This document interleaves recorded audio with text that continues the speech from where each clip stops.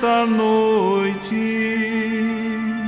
que viu os hebreus libertos, nós os cristãos bem despertos, brademos, morreu a morte.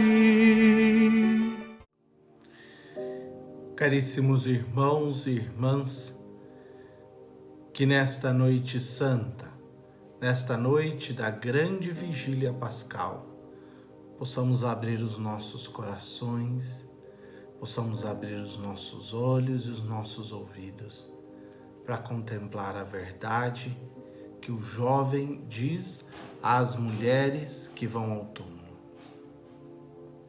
Se vocês procuram Jesus, ele não está aqui. Ressuscitou e vos espera na Galileia, como disse. Que a graça e a paz de Deus, nosso Pai, e de Jesus Cristo, nosso Senhor, esteja convosco, com toda a vossa família. Esta é uma grande liturgia batismal. Se a Quaresma foi um tempo de preparação para vivermos o batismo, para renovarmos em nós essa graça batismal, para renovarmos em nós essa decisão de seguimento do Senhor, na liturgia desta noite, a liturgia, a vigília mais solene que nós temos na igreja, marca então este caminho batismal, esse caminho dessa vida nova que é assumida no batismo. Muitos de nós tratamos o batismo de uma forma qualquer e de qualquer jeito. E perdemos o valor desse importante sacramento da igreja, deste importante sinal da fé da igreja, deste importante sinal do amor de Deus por cada um de nós. Que nessa noite possamos contemplar isso. A vida que renasce novamente, também renasce no coração de cada um e de cada uma que se abre a acolher o Senhor. A liturgia da palavra é bastante extensa. São 7 leituras com 7 salmos do Antigo Testamento que nos faz essa narrativa do caminho da salvação. Primeira leitura, a criação do mundo. O Senhor que põe o seu Espírito que paira sobre essa criação. A segunda leitura, o chamado de Abraão a ser um homem de fé, o sacrifício de Isaque. O que é o nosso pai na fé, ele é convidado a levar essa fé ao extremo da sua existência e da sua confiança no Senhor.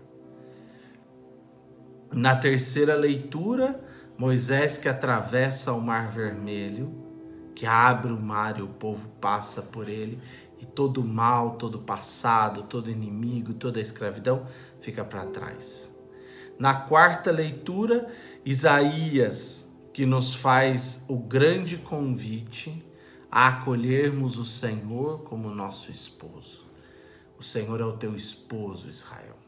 É Ele que te envolve. Se você era rejeitada, excluída, Ele te acolhe.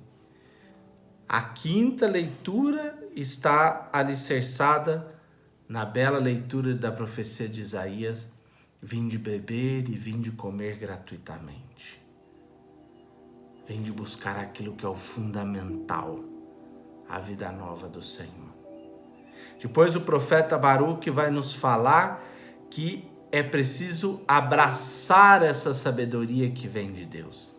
É preciso fechar-se aos falsos deuses e abrir essa verdadeira sabedoria. E finalizamos com Ezequiel, que diz que o Senhor vai derramar sobre nós uma água pura e nós seremos purificados. Depois do grande hino de louvor, nos vem a epístola da carta de São Paulo aos Romanos, e segue o Evangelho.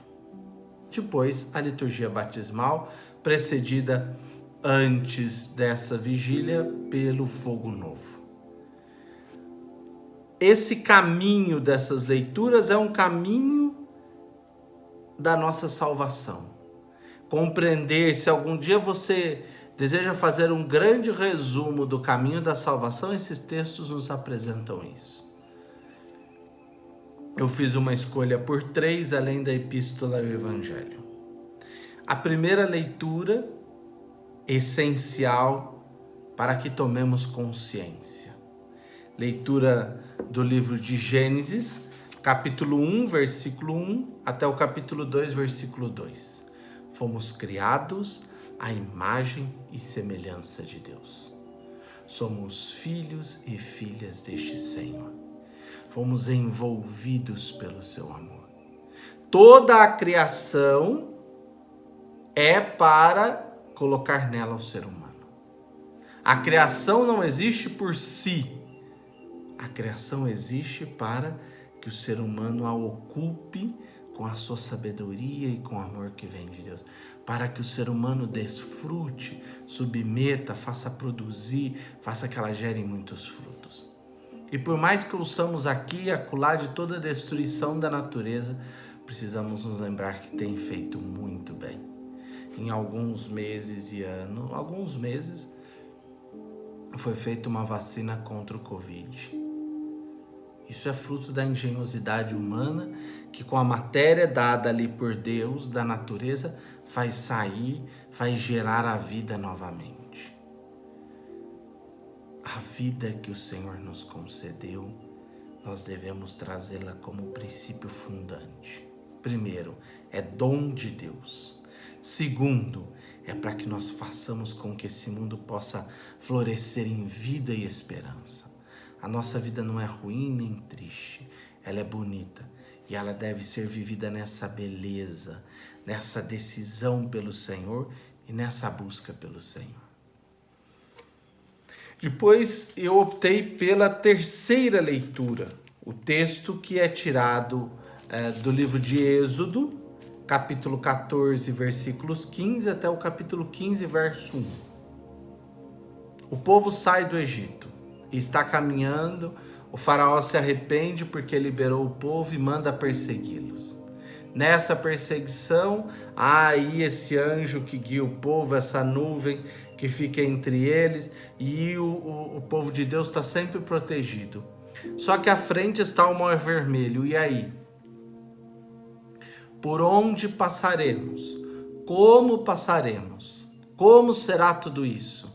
E começa o questionamento: se Deus nos libertou, por que estamos aqui? Vamos todos morrer nesse lugar. Deus não é um Deus libertador. Deus não é um Deus da vitória. E toda essa aclamação, essa coisa, essa reclamação. E aí o texto de hoje começa dizendo assim: o Senhor disse a Moisés: por que clamas a mim por socorro? Dize aos filhos de Israel que se ponham em marcha.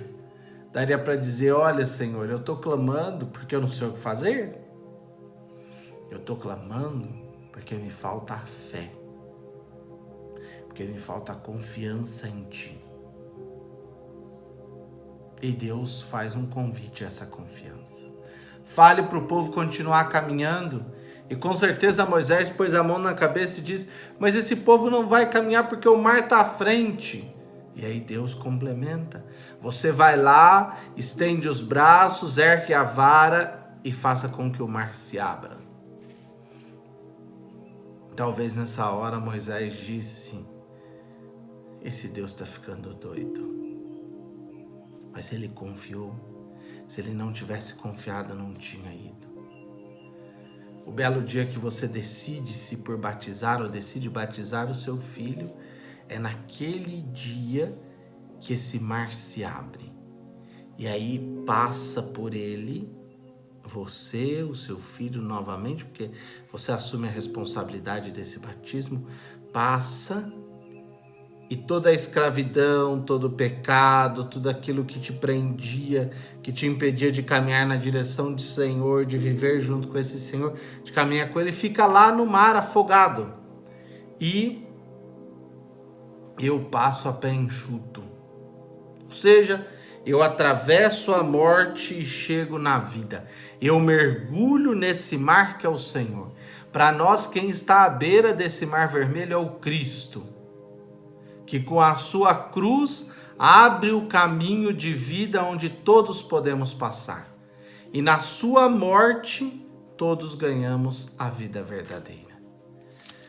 A outra leitura que eu escolhi é a profecia de Isaías, no capítulo 55, versículos 1 a 11. É a quinta leitura da profecia de Isaías. E o texto já começa lindamente. Vós todos que estáis com sede, vinde às águas. Vós que não tendes dinheiro, apressai-vos. Vinde e comei, vinde comprar sem dinheiro, tomar vinho e leite sem nenhuma paga. Ou seja, Deus abre um caminho de vida. Não é só comprar produtos, não é esse o motivo.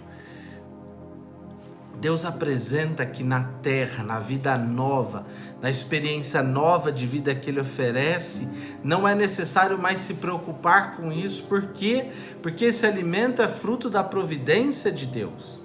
É preciso preocupar-se de estar sim sempre na presença desse Deus. Confiante, firme, claro e decidido que Ele está conosco. Esse Deus caminha conosco. E aí Ele vai nos dizer, no verso 4, eis que fiz dele, de Davi, uma testemunha para os povos, chefe e mestre das nações. Eis que chamarás uma nação que não conhecias, e acorrerão a ti todos os povos. Ou seja, o profeta diz, mesmo saindo desse sofrimento que foi o exílio, a ti virão muitos povos, para contemplar, para ver, para encontrar este grande sinal de Deus, para ver a marca da ressurreição e da vida que o Senhor nos trouxe. Mas para isso, meu irmão, minha irmã, vai nos dizer o texto no verso 6, buscai o Senhor, enquanto pode ser achado, invocai-o enquanto Ele está perto. Guarde essa palavra. Buscai o Senhor enquanto pode ser achado, invocai-o enquanto Ele está perto. Abandone o ímpio o seu caminho, o homem injusto suas maquinações, e volte para o Senhor. Ele terá piedade de vós. Ele é generoso no perdão. Tenha coragem de voltar, tenha coragem de dar o passo, não tenha medo. O medo aprisiona e o Cristo é vida e libertação. O Cristo não é prisão. O Cristo é possibilidade de vida e de esperança. Ele nos faz esse chamado de vida e de esperança, que possamos abrir o coração a Ele, que possamos estar atentos à sua palavra, nos diz o verso 10 e 11. Como a chuva e a neve descem do céu e para lá não voltam mais, mas vêm irrigar e fecundar a terra e fazê-la germinar, assim a palavra que sai da minha boca não voltará vazia. Não deixe a palavra de Deus voltar vazia. Abra a sua vida e o seu coração para acolher essa palavra. É a palavra que nos dá sustentação, sustentáculo, esperança, confiança. É a palavra que entra em nós e nos faz homens e mulheres novos. Moisés está à beira do mar e Deus diz o quê? Vai! E Moisés confia e vai. Que nós saibamos descobrir que é nessa vida nova que veio no Cristo que nós contemplamos a vida verdadeira. Por isso que a epístola de hoje, que está em Romanos 6, 3, 11, começa a nos dizer assim: será que ignorais que todos nós, batizados em Cristo, é na sua morte que fomos batizados? Pelo batismo na sua morte fomos sepultados com Ele, para que, como Cristo ressuscitou dos mortos pela glória do Pai, assim nós levemos uma vida nova. A cruz do Senhor foi aonde cravou-se todo o nosso pecado, autossuficiência, orgulho, tudo está cravado ali.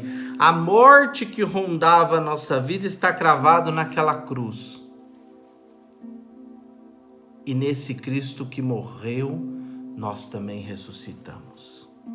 Nesse Cristo que morreu e ressuscitou, nós também morremos e ressuscitamos. Mergulhamos naquela piscina batismal e saímos de lá renovados, homens e mulheres novos, cheios de vida e de esperança, cheios de Deus, repletos de Deus. O homem velho foi crucificado, ficou lá afogado no Mar Vermelho e surge então o homem novo. Esse homem que tem o Senhor por fundamento e fé. Olha que bela palavra. Verso 8. Se, pois, morremos com Cristo, cremos também que viveremos com Ele. Pois aquele que morreu, morreu para o pecado uma vez por todas, mas aquele que vive é para Deus que vive. Nós precisamos nos decidir por isso. Se nós morremos em Cristo pelo batismo, cremos também que viveremos com Ele. Então não pode mais habitar em nós o pecado, a lamúria, a indecisão, a falta de coragem de seguimento, a falta de ouvir esse Senhor. Precisamos abrir as nossas vidas, um novo caminho de vida e de esperança. Precisamos abrir o nosso coração para contemplarmos a vida verdadeira do ressuscitado e abandonar tudo aquilo que nos prende às cebolas e às carnes do Egito e abrirmos os nossos olhos à frente. Vinde comer e beber sem paga, vinde ver a vida verdadeira que o Senhor prometeu. Tenha coragem, saia desse buraco, venha para o novo, sai desse lugar que não produz vida para o lugar que produz vida. E o evangelho de hoje, um evangelho breve, mas um belo evangelho, Marcos 16, de 1 a 7. Maria Madalena, Maria mãe de Tiago e Salomé, preparam os perfumes e vão ao templo para ungir o corpo do Senhor. Não deu para ungir na sexta-feira à noite, porque não dava tempo, já que era o horário de sacrificar o cordeiro para comer a Páscoa no sábado. Então, pôs-se o corpo dentro do túmulo com um pouco de linho e alguns perfumes, e ali o corpo ficou. Agora elas voltam lá para cuidar desse corpo. Ali é o corpo do mestre. Mas quem vai remover a pedra? Ninguém.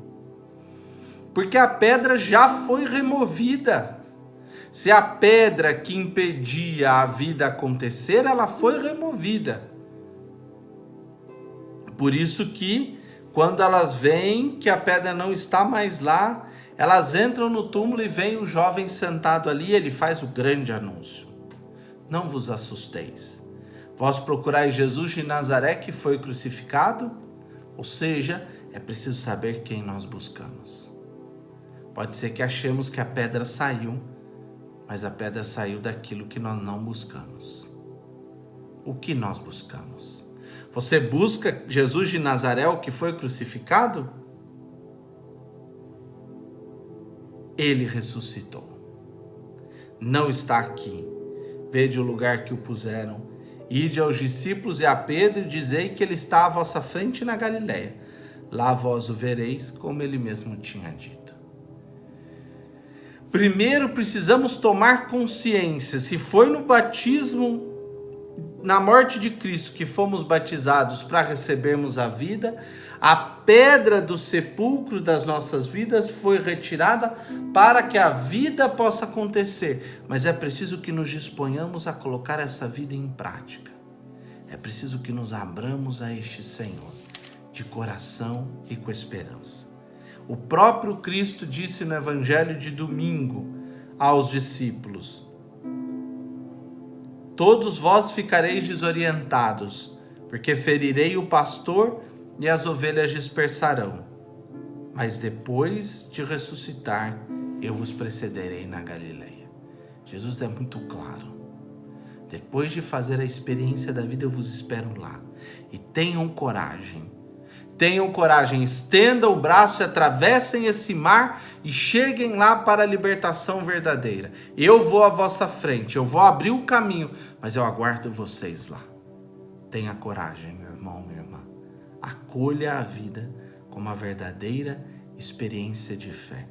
Se no Cristo, na morte do Cristo, fomos batizados, é na sua ressurreição que devemos viver. Feliz Páscoa. Fique em paz. Por isso